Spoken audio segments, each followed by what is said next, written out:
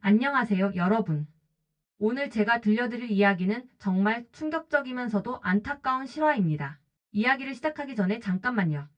사연 탐정과 함께 더 많은 이야기를 나누고 싶으시다면 구독 버튼을 꾹 눌러주시고 좋아요도 살짝 눌러주세요.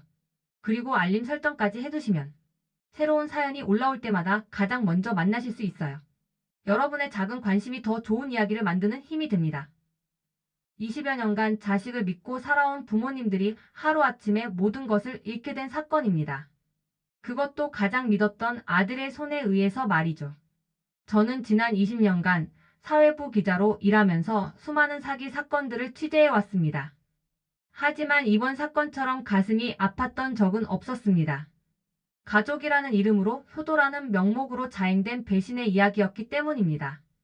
경기도 분당에 사는 김철수, 이순자 부부는 70대 초반의 평범한 노부부였습니다. 퇴직 후 모아둔 돈과 전세금으로 마련한 5억 원이 전 재산이었죠. 그럼 그들에게 아들은 자랑이었습니다. 명문대를 졸업하고 대기업에 다니는 성공한 아들이었으니까요. 하지만 그 믿음직한 아들이 부모님의 전 재산을 송두리째 가져가 버렸습니다. 그것도 가상화폐 투자라는 그럴듯한 명목을 내세우면서 말이죠. 도대체 어떻게 이런 일이 일어날 수 있었을까요? 그리고 왜 하필 가장 가까운 혈육이 이런 끔찍한 일을 저질렀을까요? 오늘 그 충격적인 진실을 낱낱이 파헤쳐 보겠습니다. 그날은 이순자 할머니의 생신이었습니다. 71세 생일을 맞아 아들 김민수 씨가 부모님을 모시고 분당의 한 한정식집에서 저녁을 함께 했습니다. 민수 씨는 올해 45살로 국내 굴지의 IT 대기업에서 부장직을 맡고 있었습니다. 서울대 컴퓨터공학과를 졸업하고 대학원까지 마친 엘리트였죠. 결혼은 하지 않았지만 부모님을 극진히 모시는 효자로 소문났습니다. 어머니 생신날 민수 씨는 평소보다 더욱 상기된 얼굴로 말했습니다. 아버지, 어머니, 제가 오늘 정말 좋은 소식이 있어서 이 자리를 마련했어요. 철수 아버지가 궁금한 듯 물었습니다. 무슨 소식인지 몰라도 좋은 일이라니 다행이구나. 네, 정말 큰 기회입니다. 사실 저희 회사에서 블록체인 관련 프로젝트를 진행하고 있는데 내부적으로 직원들에게만 특별한 투자 기회를 제공하고 있어요. 순자 어머니가 걱정스럽게 말했습니다. 투자라니 그런 거 위험한 거 아니야? 아니에요, 어머니. 이건 일반적인 투자와는 달라요. 저희 회사가 개발하고 있는 가상화폐인데 정부와 합작으로 진행하는 프로젝트라서 절대 안전해요. 게다가 직원 가족들에게만 한정해서 기회를 주는 거라 정말 확실한 수익을 보장받을 수 있습니다. 민수 씨는 스마트폰을 꺼내 여러 자료들을 보여주었습니다. 화려한 그래프와 전문 용어들이 가득한 자료였죠. 보세요. 이게 회사 내부 자료인데요. 현재 개발 단계에서 투자하면 1년 후에는 최소 5배에서 10배까지 수익이 날 것으로 예상됩니다. 물론 원하지 않으시면 강요하지 않겠지만 철수 아버지가 신중하게 물었습니다. 그런데 아들아, 그런 좋은 기회를 왜 우리에게까지 나눠주려고 하는 거냐? 그게 바로 이 프로젝트의 특별한 점이에요. 정부에서 서민들의 자산 증식을 돕기 위해 만든 정책이거든요. 그래서 직원 가족들에게 우선권을 주는 거예요. 저도 이미 제 자산의 상당 부분을 투자했고요. 민수 씨는 자신의 핸드폰 화면을 보여주었습니다. 투자 현황이라며 보여준 화면에는 2억 원이라는 큰 금액이 표시되어 있었습니다. 그날 저녁 집으로 돌아온 부부는 아들의 제안에 대해 이야기를 나누었습니다. 순자 어머니가 조심스럽게 말했습니다. 여보, 아들 말이 맞는 것 같기도 하고. 그런데 조금 무섭기도 해요. 나도 그래. 하지만 민수가 우리를 속일 리는 없잖아. 게다가 자기도 2억 원이나 투자했다고 하니까. 그렇긴 하지만 우리가 가진 돈이 전부인데. 혹시라도 잃으면 어떡해요? 철수 아버지는 깊게 생각에 잠겼습니다. 평생 성실하게 살아온 그는 투자라는 것 자체가 낯설었습니다. 하지만 아들이 그렇게 확신한다면 믿어볼 만했습니다. 며칠 후 민수 씨는 다시 부모님을 찾아왔습니다. 이번에는 더욱 구체적인 자료들을 가지고 왔습니다. 아버지, 어머니, 생각해 보셨어요? 사실 이 기회는 이번 달 말까지만 유효해요. 회사에서 정한 마감일이 있거든요. 순자 어머니가 궁금해했습니다. 그런데 아들아, 이 돈을 어디에 넣어야 하는 거니? 간단해요. 저희 회사에서 지정한 투자 계좌가 있어요. 거기에 입금하시면 자동으로 가상화폐로 전환되고 수익금도 그 계좌로 들어와요. 모든 과정이 투명하게 관리되거든요. 민수 씨는 정성스럽게 준비한 서류들을 펼쳐 놓았습니다. 회사 로고가 들어간 투자 설명서, 정부 인증서라고 하는 문서들, 그리고 예상 수익률을 보여주는 그래프들이었습니다. 보세요. 이게 정부에서 발급한 인증서예요. 그리고 이건 저희 회사 법무팀에서 검토한 투자 계약서고요. 모든 것이 합법적이고 안전하게 진행됩니다. 철수 아버지가 서류들을 자세히 살펴보았습니다. 복잡한 법률 용어들과 전문적인 내용들이 가득했지만 대충 훑어보기에는 그럴듯해 보였습니다. 민수 씨의 설득은 계속되었습니다. 그는 부모님의 마음을 움직이기 위해 감정적인 호소까지 동원했습니다. 아버지, 어머니. 저는 정말 부모님들이 편안한 노후를 보내셨으면 해요. 지금까지 저를 키우시느라 고생 많이 하셨잖아요. 이번 기회로 정말 여유로운 생활을 하실 수 있어요. 그리고 만약 이 기회를 놓치시면 나중에 후회하실 거예요. 제가 이미 회사 동료들 부모님들께도 추천해드렸는데 모두들 대만족하고 계세요. 민수 씨는 핸드폰을 꺼내 카카오톡 대화창을 보여주었습니다. 마치 다른 동료들과 나눈 대화인 것처럼 꾸며진 내용들이었습니다.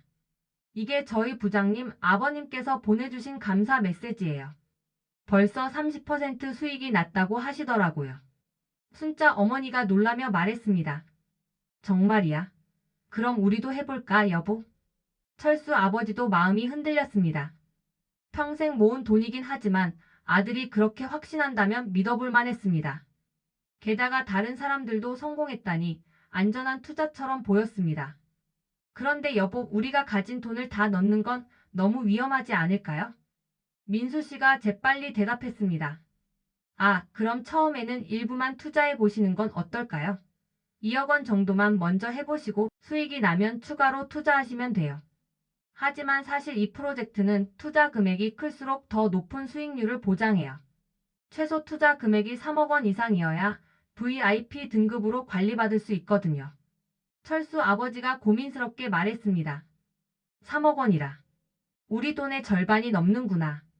네, 하지만 VIP 등급이 되면 수익률이 확실히 달라져요. 일반 투자자들은 5배 정도지만 VIP는 10배에서 15배까지도 가능해요. 결국 부부는 투자를 결정했습니다. 하지만 전액이 아닌 3억 원만 먼저 투자해 보기로 했습니다. 민수 씨는 기뻐하며 투자 절차를 설명했습니다. 정말 잘 결정하셨어요.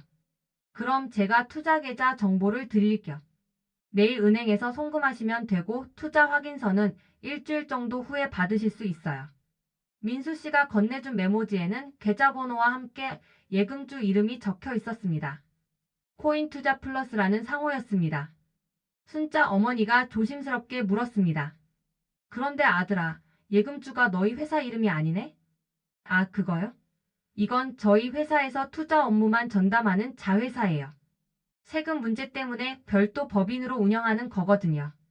걱정하지 마세요. 이틀 후 철수 아버지는 은행을 찾아가 3억 원을 송금했습니다. 평생 모은 돈의 절반 이상을 보내는 것이었지만 아들에 대한 믿음으로 결정한 일이었습니다. 송금 후 일주일이 지나자 민수 씨가 약속대로 투자 확인서를 가져왔습니다. 그럴듯한 서류였지만 자세히 보면 이상한 점들이 있었습니다. 아버지, 어머니. 투자가 정상적으로 접수됐어요. 이제 한 달 정도 후부터 수익이 나기 시작할 거예요. 그런데 민수 씨의 제안은 여기서 끝나지 않았습니다. 그런데 좋은 소식이 또 있어요. 회사에서 이번 프로젝트가 워낙 성공적이라서 추가 투자 기회를 열어주기로 했대요. 지금 투자하시면 더 높은 수익률을 받으실 수 있어요. 철수 아버지가 놀라며 물었습니다. 또 투자하라고? 네, 하지만 이번에는 정말 마지막 기회예요. 그리고 지금 투자하시는 분들에게는 특별 보너스까지 지급한다고 해요. 기존 투자금의 20%를 추가로 더 드린다고 하니까 사실상 공돈을 주는 거나 마찬가지예요.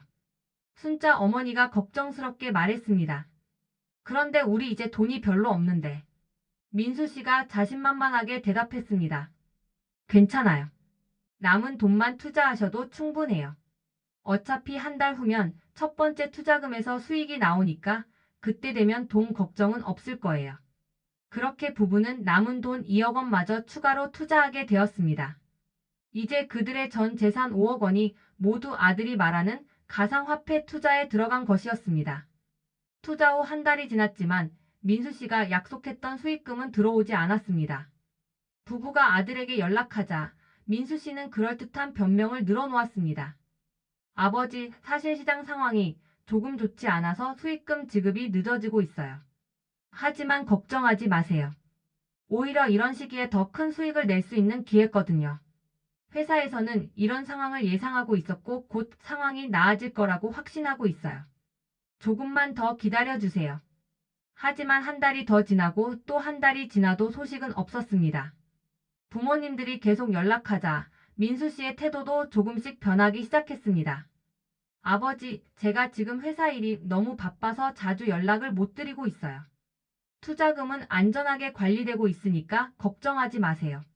그런데 투자 후 3개월이 지나면서 순자 어머니는 이상한 점을 발견했습니다. 아들이 평소와 달리 자주 연락이 안 됐고 만나자고 해도 바쁘다며 계속 미뤘습니다. 게다가 우연히 아들의 회사 동료를 만났을 때 이상한 이야기를 들었습니다. 순자 어머니가 아들의 대학 동기를 만났을 때였습니다. 반가운 마음에 아들 자랑을 하다가 투자 이야기를 꺼냈습니다. 민수가 회사에서 좋은 투자 기회를 소개해줘서 투자를 했는데 정말 좋은 아이인 것 같아요. 그런데 그 동기는 고개를 갸우뚱했습니다. 어머니, 그런데 민수가 요즘 회사를 자주 안 나온다는 이야기를 들었는데요. 그리고 그 회사에서 직원들에게 투자 기회를 준다는 말은 처음 듣는데요. 순자 어머니는 그 말을 듣고 가슴이 철렁했습니다. 혹시나 해서 아들에게 확인해 보려 했지만 민수 씨는 연락조차 잘 받지 않았습니다. 순자 어머니는 아들 동기의 말이 계속 머리에 맴돌았습니다. 회사를 자주 안 나온다는 말, 그리고 투자 기회에 대해 처음 듣는다는 말이 도무지 이해가 되지 않았습니다. 그날 밤 순자 어머니는 남편에게 그 이야기를 전했습니다. 여보, 오늘 민수 대학 동기를 만났는데 이상한 얘기를 하더라고요. 민수가 회사를 자주 안 나온다고. 철수 아버지도 놀랐습니다. 그럴 리가 없는데. 민수가 얼마나 성실한 애인데. 저도 그렇게 생각했는데 그 친구가 거짓말할 이유도 없잖아요. 그리고 회사에서 직원들에게 투자 기회를 준다는 것도 처음 듣는다고 하더라고요. 부부는 밤새 뒤척였습니다. 설마 아들이 자신들을 속였을 리는 없겠지만 의심의 씨앗이 한 번 심어지자 모든 것이 의심스러워 보였습니다. 다음 날 철수 아버지는 직접 아들의 회사에 전화를 걸어보기로 했습니다. 여보세요, 거기 김민수 부장님 계신가요? 김민수 부장님이요? 죄송한데 저희 회사에는 김민수라는 분이 계시지 않는데요. 철수 아버지는 가슴이 철렁했습니다. 혹시 잘못 걸었나 싶어 회사명을 다시 확인했지만 분명히 아들이 다닌다고 했던 그 회사가 맞았습니다. 아, 그럼 혹시 최근에 퇴사하신 건 아닐까요? 잠시만요, 확인해 보겠습니다. 네, 김민수라는 분이 작년 8월에 퇴사하셨네요. 그런데 부장님이 아니라 대리였고요. 철수 아버지는 전화를 끊고 한동안 멍하니 앉아 있었습니다. 아들이 작년에 이미 회사를 그만뒀다는 것이었습니다. 그럼 지금까지 아들이 한 말들은 모두 거짓말이었다는 뜻일까요? 순자 어머니에게 이 사실을 전하자 두 사람은 말을 잃었습니다. 여보, 그럼 민수가 지금까지 우리에게 거짓말을 한 거야. 그런 것 같아. 하지만 왜? 왜 자기 부모에게 그런 거짓말을 했을까? 부부는 아들에게 직접 따져묻기로 했습니다. 하지만 민수 씨는 계속 전화를 받지 않았고 문자 메시지에도 답장이 없었습니다. 일주일이 지나서야 겨우 연락이 왔습니다. 아버지, 죄송해요. 회사 일이 너무 바빠서 연락을 못 드렸어요. 민수야, 우리 너한테 확인하고 싶은 게 있다. 집에 좀 와라. 지금은 출장 중이라서.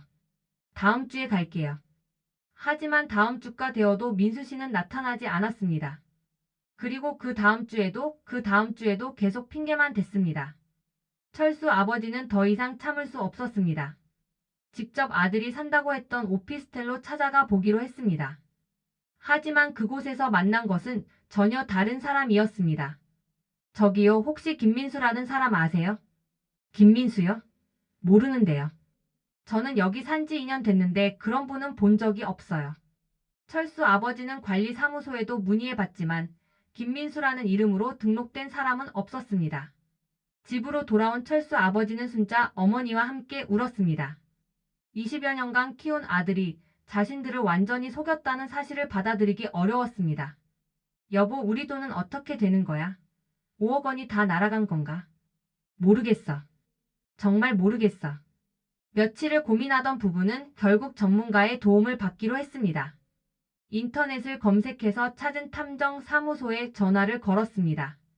여보세요? 거기 탐정사무소죠? 저희가 상담을 받고 싶은데요. 네, 어떤 일로 오시려고 하세요? 사실, 저희 아들한테 당한 것 같아요. 돈을 다 가져가고 연락이 안 돼요. 아, 그러시군요. 한번 직접 오셔서 상담 받아보시죠. 이틀 후 부부는 강남에 있는 한 탐정 사무소를 찾았습니다. 박 탐정이라는 중년 남성이 그들을 맞았습니다. 어서 오세요. 전화로 말씀하신 내용이 맞나요? 아드님 관련 문제라고 하셨는데.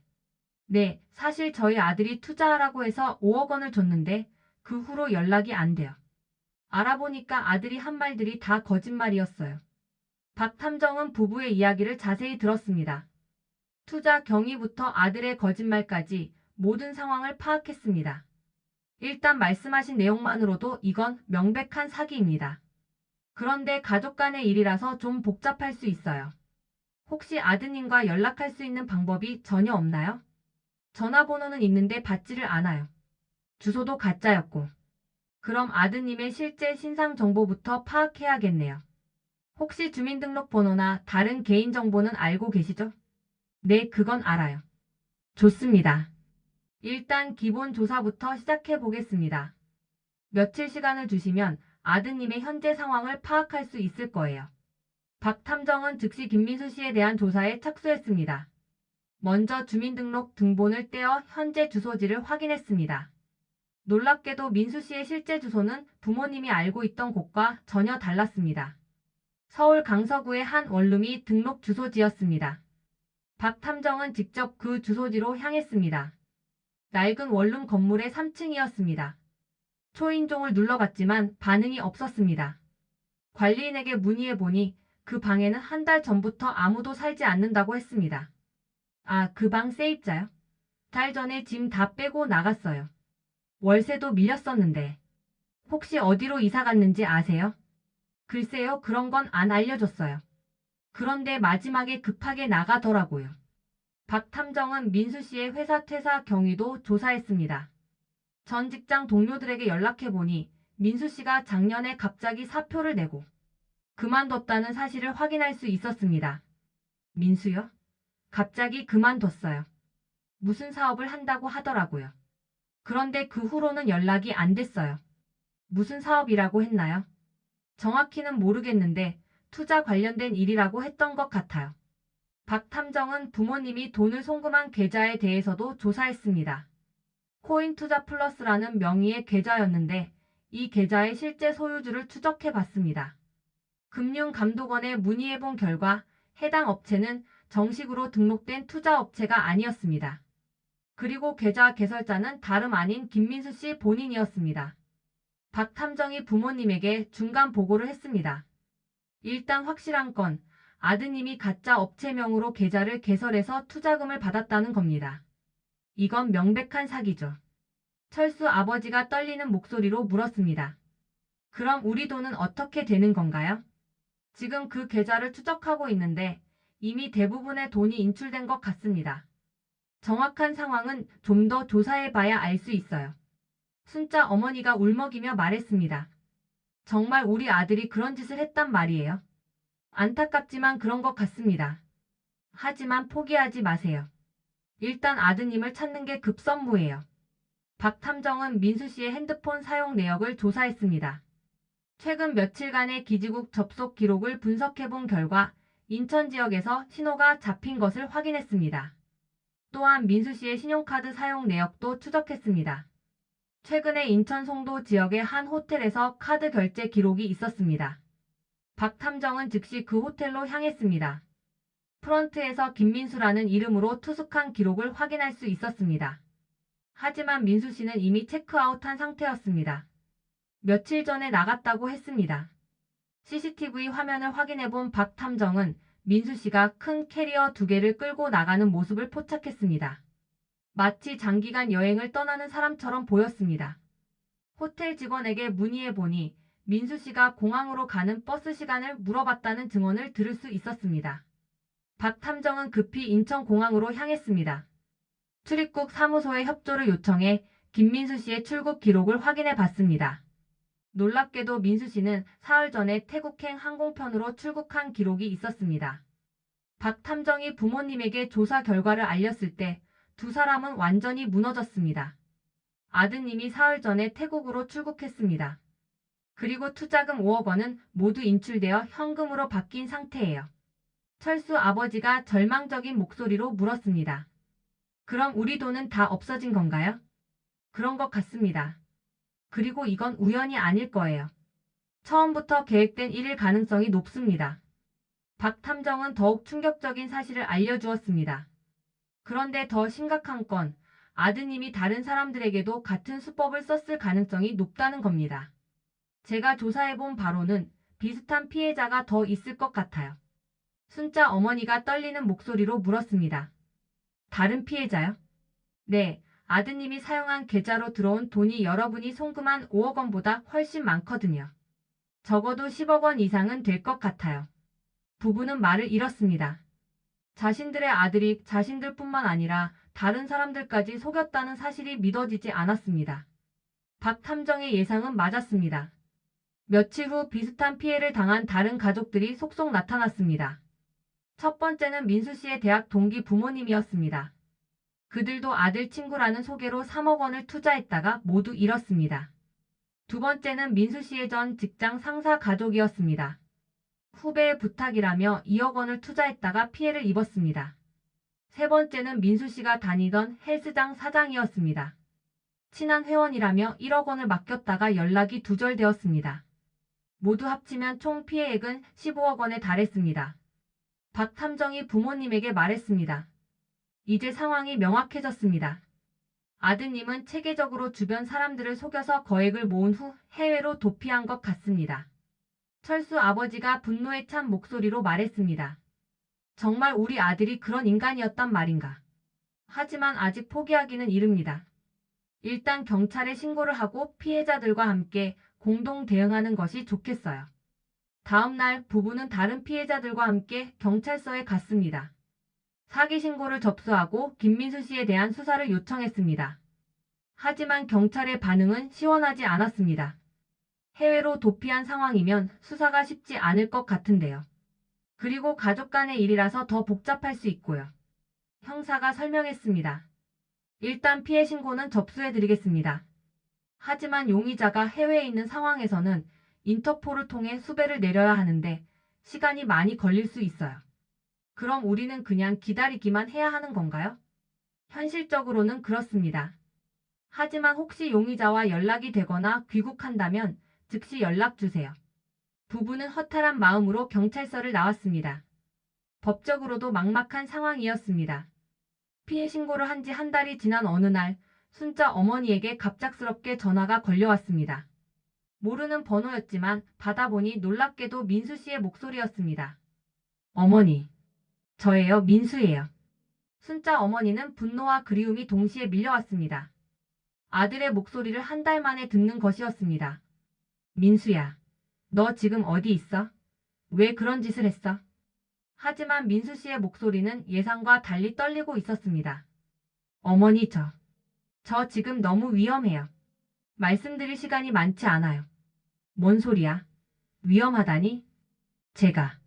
제가 어머니와 아버지께 한 일 정말 죄송해요. 하지만 저도 속은 거예요. 저도 피해자예요. 순자 어머니는 아들의 말을 이해할 수 없었습니다. 무슨 소리야? 내가 우리 돈 가져간 거 아니야? 맞아요. 제가 가져간 게 맞아요. 하지만 그 돈이 제 손에 있는 게 아니에요. 저도 협박당해서 한 거예요. 전화 너머로 누군가의 목소리가 들렸습니다. 민수 씨가 다급하게 말했습니다. 어머니, 저 이제 정말 가봐야 해요. 박 탐정님께 전해주세요. 강남역 3번 출구 앞 카페 베네에서 내일 오후 2시에 만나자고요. 혼자 오시라고 해주세요. 민수야, 민수야. 하지만 전화는 이미 끊어진 상태였습니다. 다음날 오후 박탐정은 약속 장소인 강남역 카페 베네에 도착했습니다. 민수 씨는 이미 구석자리에 앉아 있었습니다. 박탐정이 다가가자 민수 씨는 주변을 살피며 긴장한 모습을 보였습니다.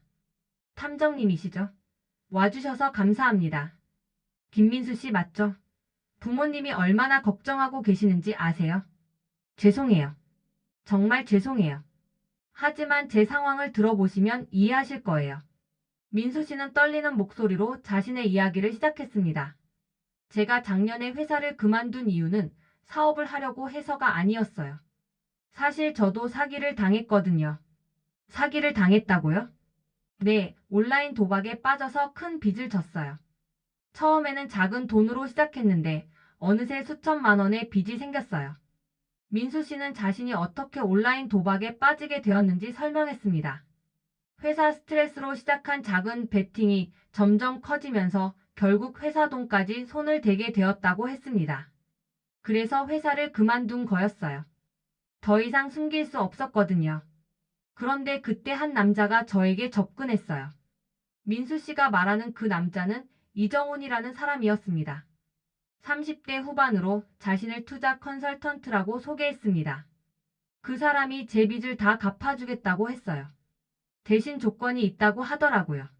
무슨 조건이었나요? 주변 사람들로부터 투자금을 모아오라는 거였어요. 성공하면 빚도 없애주고 수수료도 주겠다고 했어요. 박 탐정이 놀라며 물었습니다.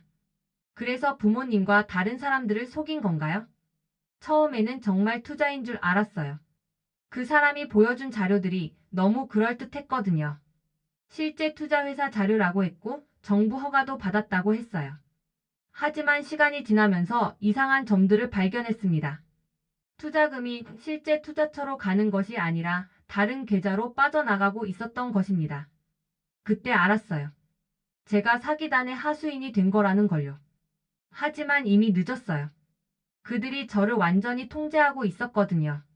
민수 씨의 이야기는 더욱 충격적이었습니다. 그들이 제 모든 행동을 감시했어요.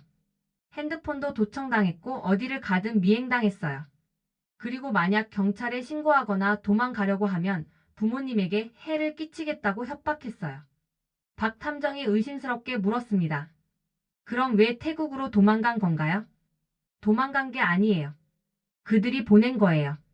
더 큰 작업을 위해서 해외로 나가라고 했어요. 더 큰 작업이요? 네, 태국에 있는 한국인들을 상대로 투자 사기를 벌이라는 거였어요. 현지에서 한국어로 상담해줄 사람이 필요하다고 했어요. 민수 씨는 태국에서 겪은 일들을 설명했습니다. 그곳에서도 그는 자유롭지 못했습니다. 매일 감시당했고 정해진 대로 행동해야 했습니다. 그런데 며칠 전에 기회가 생겼어요. 감시하던 사람이 잠깐 자리를 비운 틈에 도망쳤어요. 그리고 몰래 한국으로 돌아왔어요. 박 탐정은 민수 씨의 말이 사실인지 확인하기 위해 여러 질문을 했습니다. 그 이정훈이라는 사람 외에 다른 조직원들도 있었나요? 네, 생각보다 큰 조직이에요. 이정훈은 중간 관리자 정도였고 위에 더 큰 보스들이 있어요. 민수 씨는 자신이 알고 있는 조직의 구조를 설명했습니다. 최고 보스는 조용필이라는 가명을 쓰는 50대 남성이었고 그 밑에 여러 팀장들이 있었습니다. 각 팀장마다 저 같은 하수인들을 10명 정도씩 거느리고 있어요. 모두 빚이 있거나 약점이 있는 사람들이에요.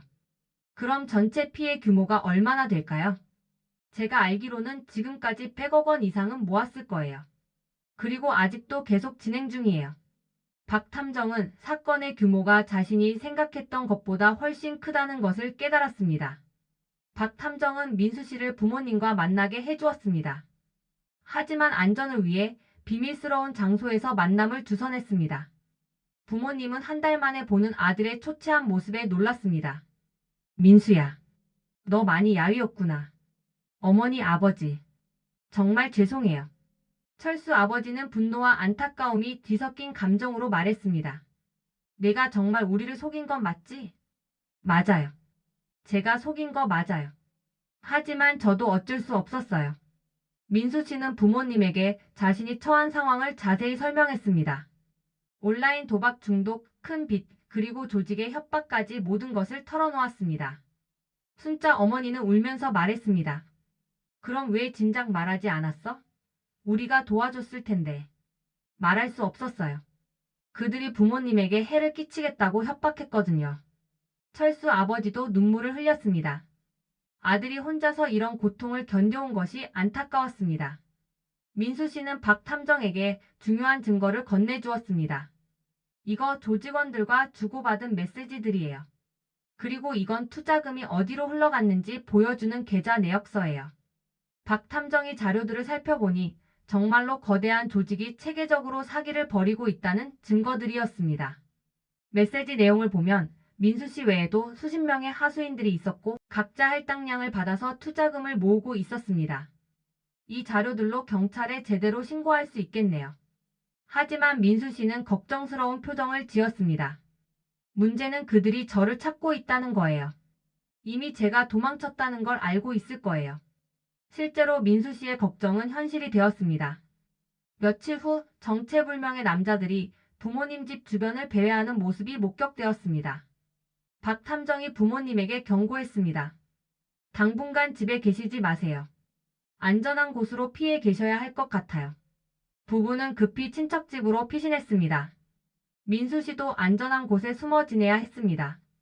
한편 박 탐정은 민수 씨가 제공한 증거들을 가지고 경찰서를 다시 찾았습니다. 이번에는 단순한 가족 간 사기가 아니라 조직적인 범죄라는 것을 입증할 수 있었습니다.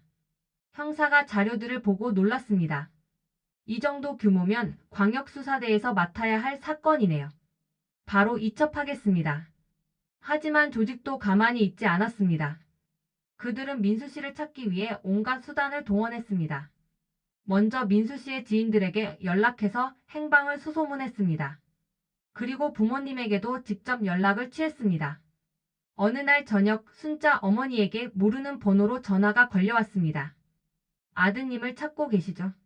우리가 만나서 이야기했으면 좋겠는데요. 누구세요? 아드님이 우리에게 빚을 졌거든요. 그 돈을 갚으려면 만나야 해요. 순자 어머니는 무서워서 전화를 끊었습니다. 하지만 그들의 연락은 계속되었습니다. 다행히 경찰 수사가 본격적으로 시작되었습니다. 광역수사대에서 전담팀을 구성해서 조직을 추적하기 시작했습니다. 민수 씨가 제공한 증거들이 결정적인 역할을 했습니다. 조직원들의 신상정보, 자금 흐름, 그리고 피해자 명단까지 상당한 정보를 확보할 수 있었습니다. 수사관이 박 탐정에게 말했습니다. 김민수 씨가 협조해주신 덕분에 수사가 훨씬 수월해졌습니다. 이 정도 규모의 조직을 잡기가 쉽지 않은데 내부 정보가 있으니까 가능한 거죠. 하지만 아직 최고 보스인 조용필은 잡지 못한 상태였습니다. 그는 해외에 있을 가능성이 높았습니다. 민수 씨는 부모님에게 다시 한번 사과했습니다. 정말 죄송해요.